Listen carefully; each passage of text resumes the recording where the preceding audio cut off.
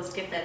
Bienvenidos a Café La Pasión, donde vamos a recordar a quienes ya se fueron y nos dejaron un legado. Fíjate que los que vieron el programa la vez pasada nos hicieron varios comentarios, los cuales agradecemos muchísimos. Uno de ellos es que nos dijeron, se llama Café La Pasión y no toman café. Sí tomamos, pero no lo notaron. Así que ahora lo vamos a hacer más evidente. Para que vean que hay café, no Sí, es utilería. Sí hay café, y este es un café colombiano muy bueno, ¿verdad? Muy rico café que se llama Juan Valdez, se los recomendamos muchísimo. Así que espero que también lo disfruten. Muy bueno. Cada semana vamos a tomar un café distinto, les vamos a decir cuál es la marca y si está rico o no. Si nos lo quieren sugerir, pues háganlo. Si nos quieren mandar el sobrecito con café, pues también háganlo. Y aquí les vamos a decir quién nos lo mandó. Por lo pronto este Juan Valdez está muy bueno. El otro comentario que nos hicieron es que estábamos muy acartonados. Entonces pues ya nos quitamos el cartón y vamos a estar más light, más ligeritos. Claro. Y esperamos que nos salga mejor el día de hoy. Y el otro comentario y sugerencia que agradezco mucho es que nos proponen que hablemos de las efemérides que son a partir de esta semana, no de las que ya pasaron. Entonces vamos a hacer eso a partir de hoy y simplemente permítanos recordar los de la semana pasada, porque pues ya no vamos a hablar de ellos, sino de los de esta que inicia hoy, pero para decirles que un 23 de mayo de 1627 falleció Luis de Góngora y Argote, un poeta y dramaturgo español de la época del siglo de oro de España, y que pues él desarrolló toda una corriente literaria que se conoció como gongorismo y también el culteranismo. Esto es gracias a Góngora y Argote. Y 39 años después de su nacimiento nace otro grande también del siglo de oro español, que fue Pedro Calderón de la Barca. Él fue un gran dramaturgo y que aportó pues muchas obras, muchas comedias a la literatura de habla hispana. Una de ellas se llama La vida es sueño, que habla sobre la libertad, y ahí aparece un personaje interesante que es Segismundo y tiene un monólogo al final de esta comedia, y comparto una parte de él que es muy conocida y que dice así: ¿qué es la vida? Un frenesí. ¿Qué es la vida? Una ilusión, una sombra, una ficción. Y el mayor bien es pequeño, que toda la vida es sueño, y los sueños, sueños son. Bueno, estos fueron dos grandes que fallecieron un día como los de la semana pasada. Pero hay otros dos personajes que queremos recordar brevemente. Así es, pues bueno, también falleció un 27 de mayo de 1919 el escritor y poeta mexicano Amado Nervo. Él falleció de 48 años y falleció en Montevideo, Uruguay. Y también nos dejó un gran legado en sus trabajos, y uno de ellos es un poema muy conocido también que me gustaría compartir con ustedes. Muy cerca de mi ocaso, yo te bendigo vida, porque nunca me diste ni esperanza fallida, ni trabajos injustos, ni pena inmerecida. Porque veo al final de mi rudo camino que yo fui el arquitecto de mi propio destino. Que si extraje las mieles o la hiel de las cosas, fue porque en ellas puse hiel o mieles sabrosas. Cuando planté rosales, coseché siempre rosas. Cierto, a mis lozanías va a seguir el invierno, mas tú no me dijiste que mayo fuese eterno. Hallé sin duda largas las noches de mis penas, mas no me prometiste tan solo noches buenas, y en cambio tuve algunas santamente serenas. Amé, fui amado, el sol acarició mi faz. Vida, nada me debes. Vida, estamos en paz. Muy bien, muy bonita poema. Hermoso poema. Hermoso poema de Amado Nervo. Y también, fíjense que falleció en la Ciudad de México, un 25 de mayo de 2011, Leonora Carrington, que fue una gran pintora surrealista, y escritora. Ella fue de origen inglés, pero se nacionalizó mexicana. Ella fue también otro de los personajes que fallecieron la semana pasada. Leonora Carrington es más conocida por su pintura y por su escultura, pero también fue, como ya se mencionó, escritora de cuentos fantasiosos. Así es. Bueno, pues esos fueron los personajes de la semana pasada. Ahora hablaremos de los que vamos a recordar a partir de esta semana. Hablar entonces de un personaje que precisamente un día de hoy, 29 de mayo, pero de 1958, falleció cuando tenía 76 años. Y se trata de Juan Ramón Jiménez, que fue un poeta español que incluso recibió el Premio Nobel de Literatura en 1956. Y bueno, este hombre que nació en un pueblito que se llama Moguer en Huelva, en España, empezó a estudiar Derecho, ¿no? Empezó a estudiar Derecho y no terminó la carrera, pero fíjate que desde muy joven escribió ya sus primeras obras a los 19 años. Escribe una de sus primeras obras que se llama Ninfeas. Fue una de sus primeras obras, fíjate. Y también se le reconoce a Juan Ramón Jiménez como un don Juan. Dicen que pues lo mismo le escribía a mujeres solteras, casadas o hasta monjas les escribía, ¿no? Era un verdadero don Juan. Y su primera aportación pues eran poemas de amor, ¿no? Sí, Novia Blanca fue una de sus primeras obras, y después hizo 104 poemas para mujeres, como tú bien dices, para todas las mujeres que se le cruzaban en su camino. Esta fue la primera etapa de su vida, poemas de amor. Después se casa con Zenobia, que por cierto una amiga de Zenobia se enamoró de él, y como él no le hizo caso, después de 2 años de estarle haciendo la lucha, pues prefirió quitarse la vida a la mujer, sí. Porque pues no le hizo caso Juan Ramón Jiménez. Pero a partir de que se casa, entonces ya su literatura es un poco más, como él mismo lo menciona, y es más intelectual, ¿no? Es más intelectual, habla más sobre las situaciones sociales, etcétera. Y fíjate que a él le toca la Guerra Civil Española y acoge a niños huérfanos en su casa, y tiene pues ya otro tipo de actitud quizá ante la vida.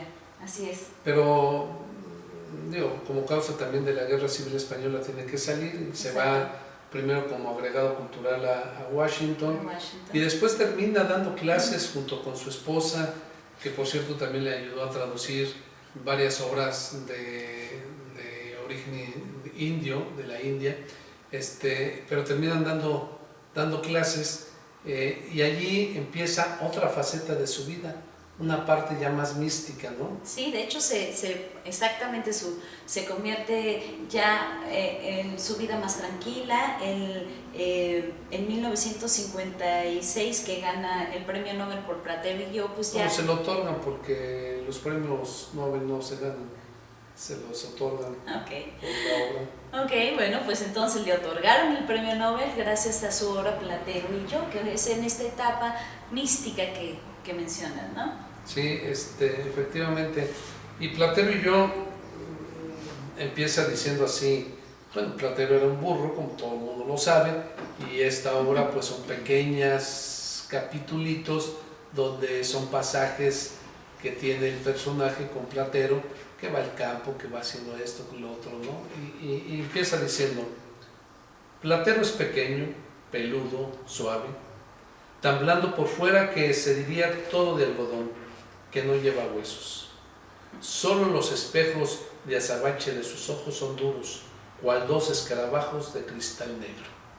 Así comienza Platero y yo. Hay que leer Platero y yo, seguramente ya lo leyeron de la primaria y en la secundaria, que por cierto en su prólogo dice que no se lo escribió a niños, pero pues de alguna manera, al hablar de un burrito, pues a los niños se les aconseja leer este pequeño libro de Juan Ramón Jiménez. Bueno, después se fue a vivir con su esposa y estuvo en Puerto Rico. Allá desafortunadamente fallece su esposa, 3 días después de que le anuncian el premio Nobel, el premio Nobel así de es. Literatura, fallece su esposa y otra vez pues, se deprime. Pues sí. Se deprime, se mete a un cuarto, no se quiere bañar, no quiere comer, no quiere tener luz y bueno, pues muy mal, se la pasó triste por la pérdida de esa novia y pues salió afortunadamente de esta depresión. Un día andando en su casa se cae de las escaleras, se rompe la cadera y después de ahí pues empieza con algunos problemas, termina con una neumonía que la lleva a la septicemia y es la forma en que fallece allá en San Juan de Puerto Rico Juan Ramón Jiménez. Así es. Lo llevaron finalmente de regreso a su pueblo natal junto con su esposa, ya lo enterraron y se crea una fundación con el nombre de ambos. Así es, esta es la historia de Juan Ramón Jiménez. Bueno, ahora platiquemos un poco de Voltaire. Vamos a platicar ahora de François-Marie Arnaud Voltaire, porque pues Voltaire era un sobrenombre que utilizaba. Se dice que este nombre se lo adjudica porque parecía el nombre de la ciudad donde había nacido su padre. Entonces, por eso es que él toma este nombre o adopta el nombre de Voltaire. Es uno de los el principal representante de la Ilustración francesa, ¿no? Que en sus inicios estudió con los jesuitas y después, híjole, se empezó a estudiar mucho y a cuestionarse tantas cosas, sí, que fue un enemigo acérrimo de la religión, de los jesuitas, del cristianismo. Y claro, bueno, dicen que después de Satanás, el peor enemigo que ha tenido el cristianismo es precisamente Voltaire. Claro, pues es que esta época de la Ilustración le dio estas herramientas. Él era liberal, de un pensamiento muy liberal, y por eso lo llevó a él empezar a pensar y cuestionarse todo en la vida, ¿no? Tan es así que llegó a todos estos temas, tan apasionado también fue en todo lo que él pensaba, Voltaire. Y realmente escribía y decía lo que pensaba. Así es. Y se metió en muchos problemas, ¿no? Incluso estuvo en la cárcel, en la Bastilla, ¿no? Estuvo en la Bastilla. Preso y afortunadamente en esa ocasión, al estar preso, se puso también a escribir obras tan importantes como la tragedia de Edipo, ¿no? Que ahí nace, claro. Ahí nace la tragedia de Edipo y después, fíjate que después también lo expulsaron como secretario. Él a muy corta edad fue secretario de la embajada francesa en La Haya, y por un idilio amoroso pues lo expulsan a Voltaire. Es decir, él fue un hombre libre, él también luchaba mucho por la libertad de pensamiento y por eso es que también se metió en muchos problemas, ¿no? Claro. También él fue un gran promotor de la filosofía y los conocimientos tanto de Newton como de Locke, que fueron grandes pensadores, y él también promovió el pensamiento de estos grandes personajes, ¿no? Claro que los conoce cuando conoce su pensamiento y sus trabajos de ambos, cuando lo destierran a la Gran Bretaña, porque lo mandan para afuera también en alguno de sus problemas que tuvo en Francia, se va a Gran Bretaña y conoce estos trabajos. Bueno, finalmente la filosofía de la masonería, de la francomasonería, pues está basada en los principios de Voltaire, que él lo iniciaron en la masonería como miembro honorario, ¿no? Poco tiempo antes de que él falleciera, entra a la francomasonería. Así es. Y pues también fue miembro de la Academia Francesa. De la lengua, claro. De la lengua. Y bueno, pues escribe, dentro de sus obras está la novela, el cuento, la sátira, que esta sátira fue la que lo metió también en muchas broncas, en muchos problemas. Y pues fue un gran pensador que revolucionó el mundo, ¿no? Junto con Voltaire escribió Montesquieu, Rousseau. Entonces pues eran de esta época contemporáneos que lucharon por sus pensamientos libres, ¿no? y finalmente sus restos reposan allí en el Panteón, que es este lugar de los hombres ilustres en París. Ahí está la tumba de Voltaire, que ya tuvimos la oportunidad de conocer. Y los que escriben y que no están de acuerdo a cómo vivió y cómo pensó y cómo atacó a la religión, dicen que Voltaire, eso no está confirmado, que sufrió muchísimo, muchísimo cuando estaba muriendo, que se volvió loco, que pidió un sacerdote, pero dicen que alguna vez le dijo a sus amigos: si pido un sacerdote cuando me esté muriendo, no me lo traigan. No se lo llevaron, pues hicieron unos guardias a la entrada para que no le llevaran al sacerdote, y entonces enloqueció porque se quería arrepentir, se quería confesar, y como no tenía el sacerdote, pues realmente enloqueció. Eso es lo que se dice, quién sabe si esto sea realidad, es poco probable que lo sea.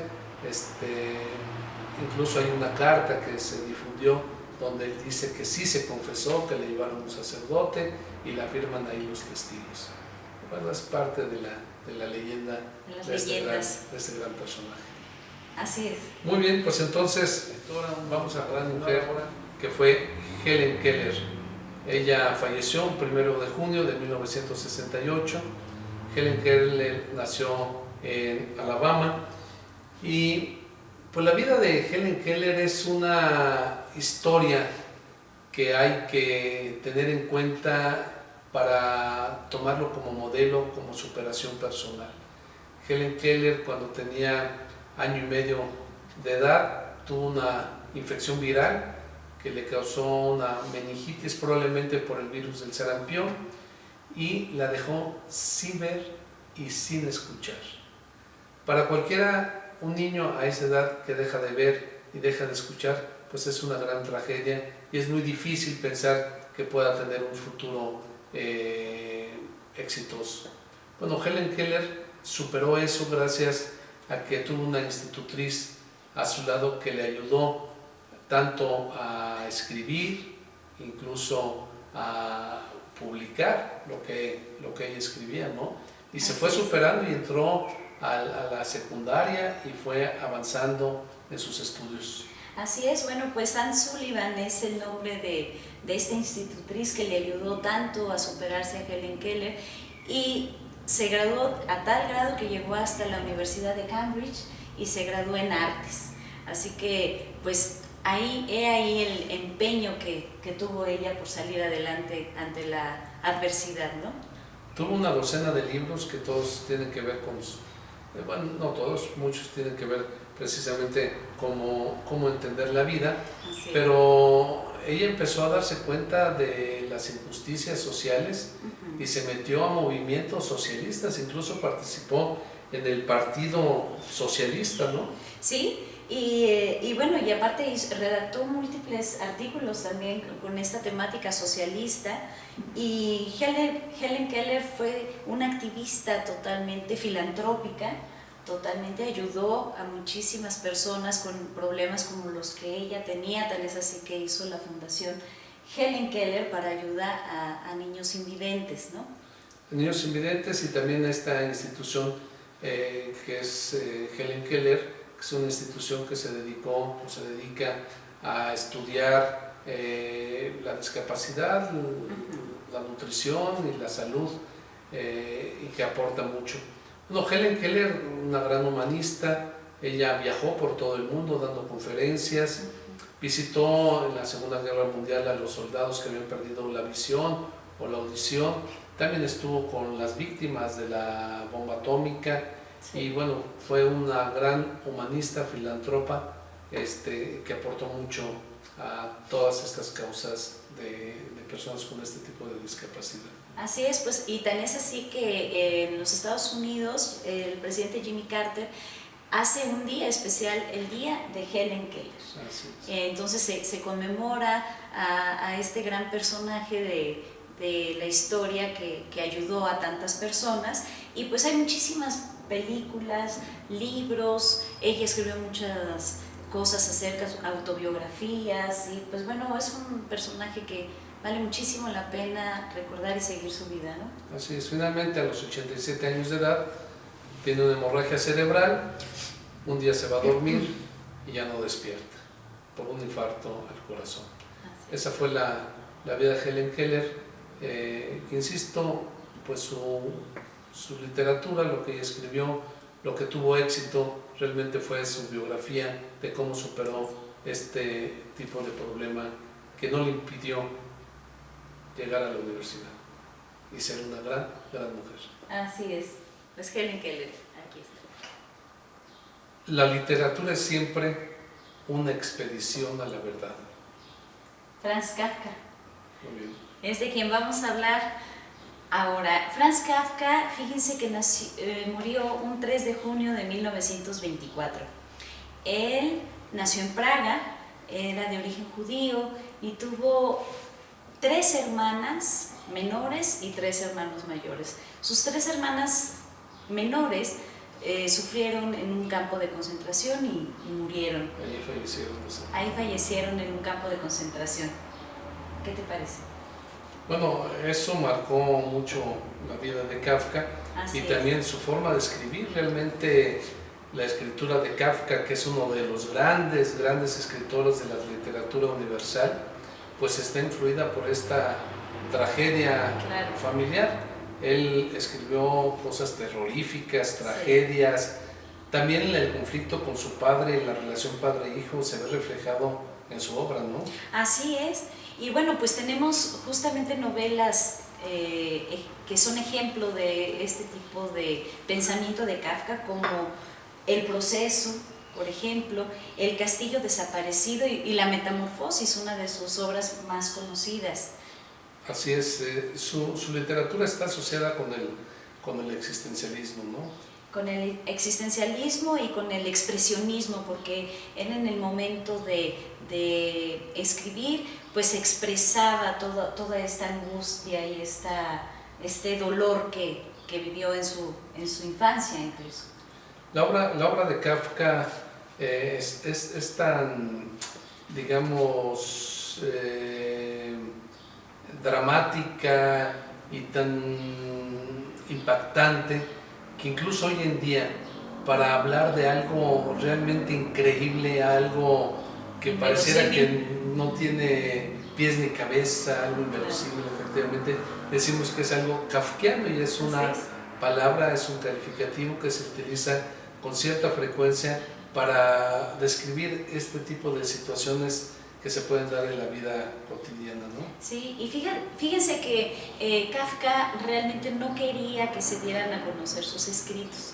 Y él tenía un amigo muy querido, Max Brod, y le pidió que por favor guardara sus escritos y que no los diera a conocer. Realmente se publicó muy poco cuando él estaba en vida.